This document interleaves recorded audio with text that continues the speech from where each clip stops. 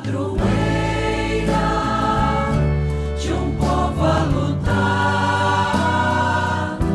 a gente mineira te quer exaltar,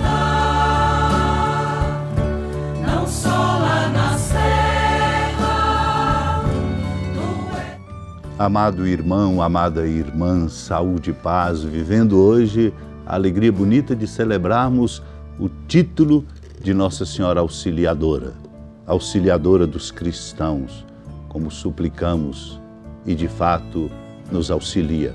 Auxilia-nos como agora nos congregando como comunidade orante, para escutar a palavra santa de Deus. Auxilia-nos nesta convicção de que não podemos ficar um só dia sem escutar a palavra santa. Auxilia-nos porque é nossa intercessora junto de Deus. Quem a ela recorre, como daqui a pouco vamos orar, por ela não é desamparado. E nós nos unimos a todas as comunidades religiosas e a todas as comunidades de fé que hoje celebram a festa de Nossa Senhora Auxiliadora. Que ela nos auxilie, a Auxiliadora nos auxilie, sobretudo, a essa sensibilidade bonita de, escutando a palavra de Deus, nos deixar por ela interpelar e abrir o nosso coração.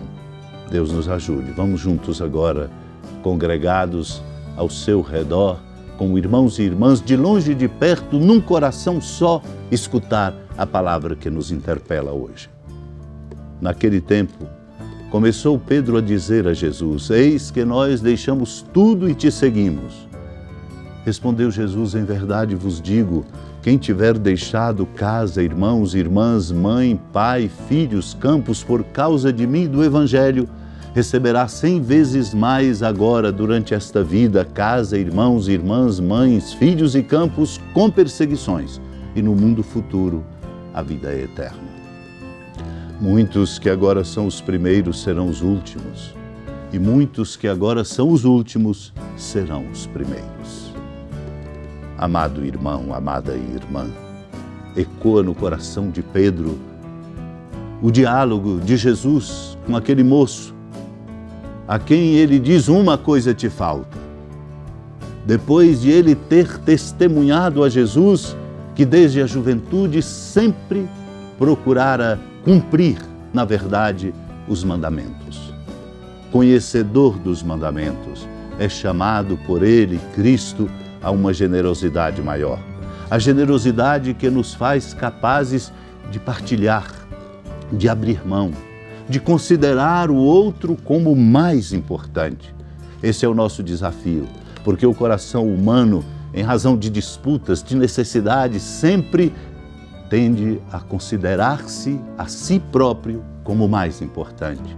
E na lógica de Deus, na lógica bonita da aprendizagem do ser discípulo, a lógica é considerar o outro mais importante, ainda quando o outro é socialmente menos importante, ou quando o outro sabe menos do que eu sei, o outro é sempre mais importante. Porque esse é o caminho para o compromisso bonito, importante e indispensável com os pobres. É por isso mesmo que existe tanta discriminação, tanta exclusão social, existencial, afetiva, exatamente porque nasce na falta da consideração do outro, neste princípio evangélico fundamental como mais importante, nasce a indiferença que mata a paz, compromete a solidariedade e distancia os corações, criando essas brechas enormes entre quem é mais e quem é menos. Pedro se deixa interpelar, fica incomodado, quer compreender um pouco mais. O desejo de compreender um pouco mais de Pedro revela que o seu coração é também estreitado e precisa se alargar. Porque, na verdade, parte da lógica de perguntar a Jesus, afinal, o que nós vamos receber por tudo isso que estamos oferecendo? Jesus chama-o a compreender que é o segredo para sermos capazes de partilhar para além de uma medida muito restrita e mesquinha. Chama-o a compreender que só na medida em que nós fixamos o olhar no grande dom da vida em Deus, da vida plena em Deus, é que nós somos capazes de viver a vida como partilha. E quem vive, recebe muito mais do que aquilo tudo que oferece. E é verdade. É preciso aprender a não ter medo de ser generoso, de partilhar, de não se deixar presidir pela lógica da mesquinhez. A lógica da mesquinhez enche de medo os corações, nos faz viver de cálculos que muitas vezes nos leva a ser, na verdade, indiferentes para com a dor e para com a necessidade do outro. Santo Agostinho, num trecho do livro das Confissões, ele por isso pede: quero, pois, pedir junto com o seu coração, Senhor, que eu te conheça, ó conhecedor meu, que eu também te conheça como sou conhecido. Tu, ó força de minha alma, entra dentro dela, ajusta a ti, para teres e possuires sem mancha nem ruga. Esta é a minha esperança e por isso falo. Nesta esperança alegro-me quando sensatamente me alegro. Tudo mais nesta vida, tanto menos merece ser chorado, quanto mais é chorado, e tanto mais seria de chorar, quanto menos é chorado.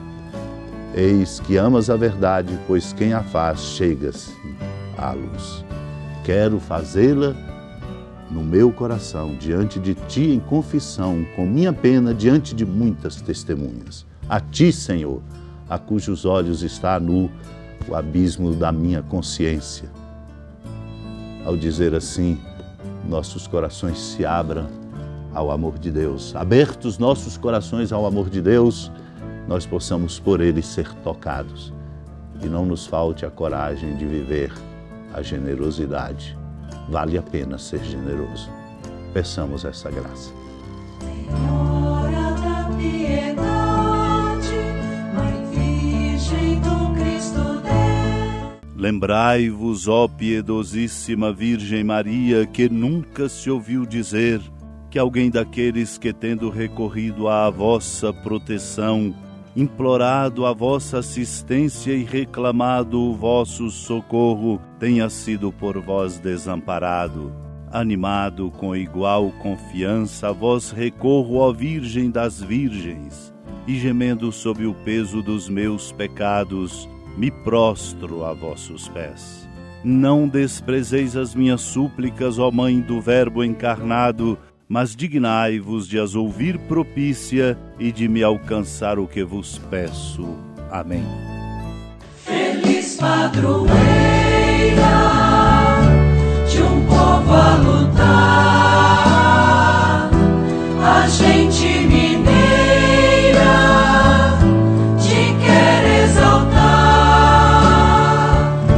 não só lá na serra, tu és esplendor de toda esta terra, também és fulgor. Amado irmão, amada irmã, com a alegria da ermida, da padroeira do Estado de Minas Gerais, a Senhora da Piedade, que da sua casa de clemência e bondade nos acompanha e nos abençoa, do alto da serra, magnífica arquitetura divina, a bênção de Deus, amor misericordioso.